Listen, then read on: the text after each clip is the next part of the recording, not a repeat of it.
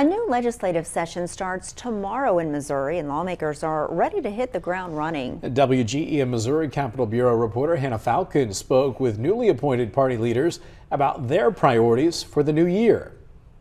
All over the Capitol, lawmakers are preparing to enter the 2025 legislative session. I'm looking forward to working with all of my Republican colleagues to really unite our caucus. I think that Democrats have a really big opportunity. Tomorrow starts a new session with new leadership and new priorities. The new Senate Majority Floor Leader, Senator Tony Luke DeMeyer, tells me his party hopes to tackle income taxes this year. It punishes people for working and being productive members of society. Several Republican lawmakers have already written up bills that aim to phase out the state income tax. Income tax is just punishing somebody for having a job and going out and making money. And so that's why we would really like to see the income tax cut. The state's budget is already shrinking. The Missouri Budget Project says that's because of previous cuts to income taxes. About 60% of Missouri's general revenue comes from income tax. The thing that gets missed often is that the folks who make the most income benefit the most from income tax cuts.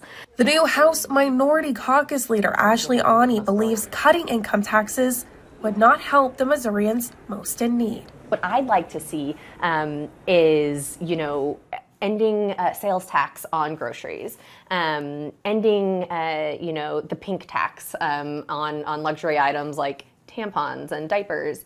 Those are things that would actually make life easier. The House and Senate both meet at noon tomorrow, at which time newly elected lawmakers and leadership will officially be sworn in. Reporting in Jefferson City, I'm Hannah Falcon, WGEM News.